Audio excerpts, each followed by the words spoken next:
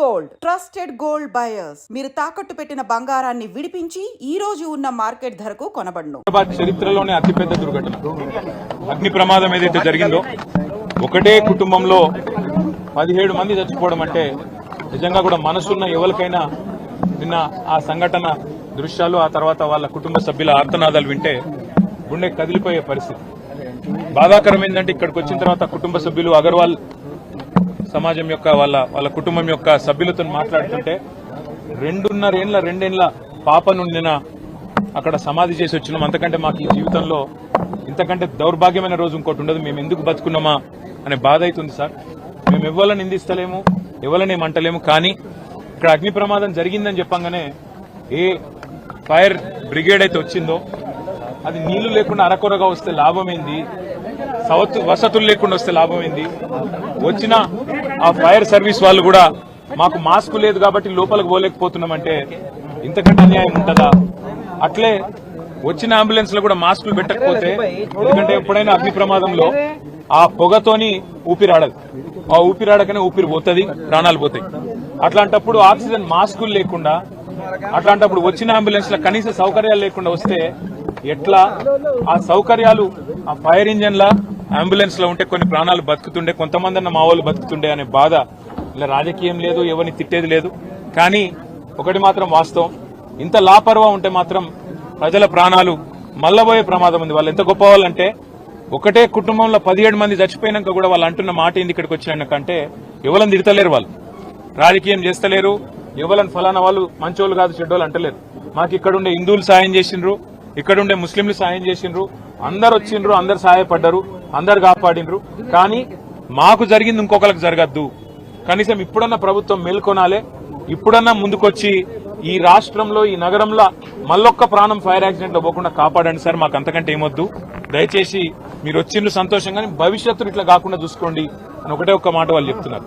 నేను ప్రభుత్వాన్ని కూడా అడిగేది ఒకటే, మీరు దయచేసి రాజకీయాలు నడుస్తూనే ఉంటాయి, తిట్టుకునుడు, మనం అసెంబ్లీలో తూకిత్తా అంటే మైకిత్తా రోజులో నడుస్తూనే ఉంటది. మేము దాని గురించి రాలే. కానీ ఇప్పుడన్నా ఎండాకాలం వచ్చిందంటే మున్సిపల్ మంత్రి గాని, మున్సిపల్ అధికారులు గాని, పోలీసు వాళ్ళు గాని, ఫైర్ ఇంజన్ వాళ్ళు గాని ఓ రివ్యూ పెట్టుకోవాలి, సమీక్ష చేయాలి, ఎక్కడ ప్రమాదం జరిగితే. ఎందుకంటే ఇది densely populated area. Old city అంటే ముఖ్యంగా చార్మినార్ అంటే ఎక్స్ట్రీమ్లీ డెన్స్లీ పాపులేటెడ్ ఏరియా. ఇక్కడ ఒక ఫైర్ ఇంజన్ రానికి పోనికి కూడా జాగుండదు, తెల్లారు లేస్తే అంత ట్రాఫిక్ ఉంటది ఇక్కడ. మరి ఇక్కడ ఏమన్నా అయితే ఎట్లా అనే ఒక ఆలోచన ముందు నుంచి ఉండాలి. ఇక్కడ ఫైర్ హైడ్రెంట్స్ పనిచేస్తున్నాయా లేవా, నీళ్ళు ఏడికెళ్ళి తేవాలి, ఇంజన్ అంటే వచ్చింది, నీళ్ళు ఏడికెళ్ళి తెచ్చుకోవాలి, లాస్ట్ మినిట్ లా ఆ సోయి ఉండాలి, అధికారులకు ట్రైనింగ్ ఉండాలి, ఎప్పటికప్పుడు మాక్ డ్రిల్స్ ఉండాలి. అవేవి లేవు, ఇది మంచిది కాదు. రెండోది, అంబులెన్స్ వచ్చింది, వచ్చినాక ఆక్సిజన్ మాస్కులు లేకపోతే ఫైర్ యాక్సిడెంట్ అయిన కాడికి ఏం లాభం? వాళ్ళ బాధ అంతా ఏంటంటే 17 మంది చిన్న పిల్లలు 8 మంది పోయినారు. ఇంతకంటే అన్యాయం ఉంటుందా సార్? దయచేసి ఇంతకంటే దుర్దినం మా జీవితంలో లేదని వాళ్ళు చెప్తున్నారు. మేము కూడా ప్రభుత్వాన్ని ఒకటే కోరుతున్నాం, చచ్చిపోయినాక కాంపెన్సేషన్ ఒక 5 లక్షలు ఏదో ఇచ్చి చేతులు దులుపుకున్నాడు కాదు, భవిష్యత్తులో ఇంకెవరు చావకుండా చూడండి, భవిష్యత్తులో ఎవరికి ఇట్లాంటి దుర్మార్గమైన పరిస్థితి, ఇంత ఘోరమైన పరిస్థితి రాకుండా చూడండి. దయచేసి మీరు చేస్తున్నారు కొన్ని పనులు, ఇంకా మంచి పనులు చేయండి. అందాల పోటీలని వాటి మీద పెట్టిన శ్రద్ధ దీని మీద కూడా పెట్టండి, వాటి మీద పెట్టే ఖర్చు ఇక్కడ కూడా పెట్టండి. ఇక్కడనే కాదు, ఒక ఓల్డ్ సిటీ అనే కాదు, హైదరాబాద్ అనే కాదు, రాష్ట్రంలో ఏ మారుమూల పల్లె గాని పట్టణంలో గాని యాక్సిడెంట్ అయ్యింది అంటే వెంటనే ప్రాణాలు కాపాడుతందుకు కావాల్సిన సరుకు సరంజామా, మనుషులు, ట్రైనింగ్ ఇవన్నీ ఉండాలి. అవన్నీ ఉండకపోతే ఉత్తగానే వచ్చినాం పోయినామంటే కరెక్ట్ కాదు. ముఖ్యమంత్రి గారు కూడా వచ్చేది ఉండే, కనీసం వచ్చి చూస్తే, ఎందుకంటే ఆయననే హోంమంత్రి, ఇంకొకరు ఎవరు లేరు. మరి ఆయన కిందికే ఫైర్ డిపార్ట్మెంట్ వస్తుంది, ఆయన కిందికే హోంశాఖ వస్తుంది. ఆయన వస్తే అధికారులు కూడా అప్రమత్తంగా ఉంటారు, అధికారులు కూడా చేస్తారు. వాళ్ళు తనలాడేది వాళ్ళు తనలాడుతున్నారు, పోలీసు వాళ్ళు, మున్సిపల్ అధికారులు వాళ్ళు పాపం చేసే కాడికి చేస్తున్నారు. కానీ పైనున్నోళ్ళు పైసలు ఇవ్వాలి,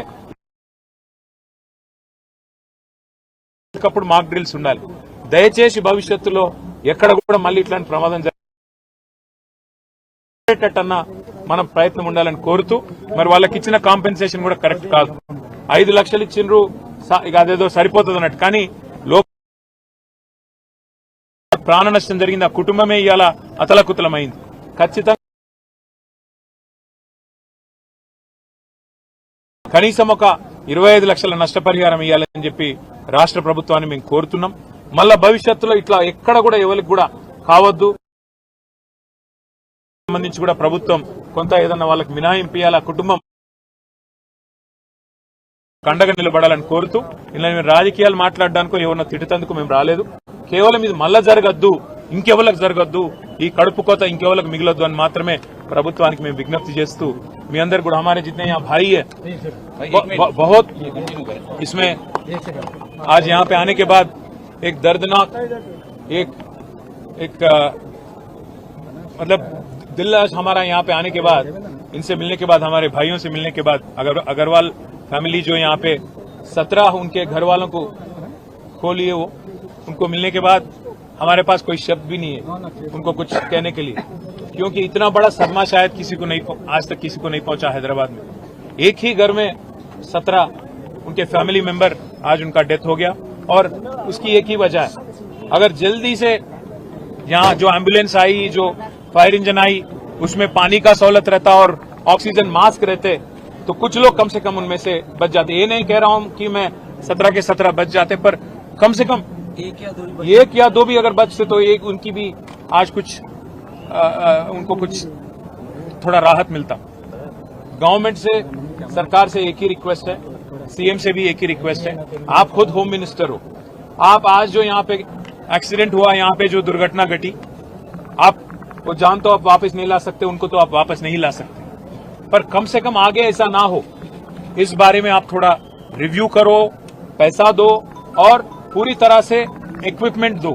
आपके जो एम्प्लॉइज हैं फायर में या म्युनिसिपल में या पुलिस में, उनको ढंग से ट्रेनिंग दो, मॉक ट्रेनिंग करो, मॉक ड्रिल करो, क्या कि ताकि ऐसे आगे जाके कहीं और हैदराबाद में या तेलंगाना में कहीं और ऐसी दुर्घटना ना घटे. और सीएम से मैं एक और चीज भी कहना चाहता हूं, आप जो ब्रांड प्रमोशन के लिए कर रहे, चार मीनार के पास मिस यूनिवर्स को, मिस वर्ल्ड को बहुत लोगों को लाया, पर यहाँ के लोगों की भी जान की भी आप परवाह आपको रहना चाहिए. आप कम से कम एक बार आके जाते कल, तो आज कुछ यहाँ पे स्टेप अप करते, ऑफिसर भी थोड़ा एफर्ट स्टेप अप करते, जल्द से जल्द यहाँ पे बाकी जहाँ अनसेफ एरियाज हैं उनकी भी रिव्यू होती. शायद एक बार आप आ जाएं तो अच्छा होगा, ये भी मैं चीफ मिनिस्टर से, होम मिनिस्टर से कहना चाहूंगा. और आखिरी में मैं इतना ही डिमांड करूंगा कि जो कल एक्सग्रेशिया अनाउंस किया गया 5 लाख, वो काफी नहीं है. यहाँ पे काफी सारा प्रॉपर्टी नुकसान भी हो गया और यहाँ पे 120 साल से जो एक फैमिली थी उनका पूरा आज घर उजाड़, घर रोड पे आ गया. तो इसलिए मैं रिक्वेस्ट करना चाहता हूँ गवर्नमेंट से, हुकूमत से, कि आप 5 नहीं 25 लाख ऐलान करिए, कम से कम उनको फिर अपना धंधा फिर से शुरू करने के लिए और उनका घर फिर से बसाने के लिए थोड़ा मदद मिल जाती. और उनके लिए हमदर्दी जो आप आज जता रहे हैं, हम लोग सब लोग आके यहाँ बता रहे हैं, उनके तरफ से आज घर वालों से बात करने के बाद उन्होंने एक चीज कहा कि साहब हमारा तो घर पूरा का पूरा उजड़ गया, पर कम से कम ऐसा किसी और के साथ नहीं होना, उसके लिए आप कुछ करो.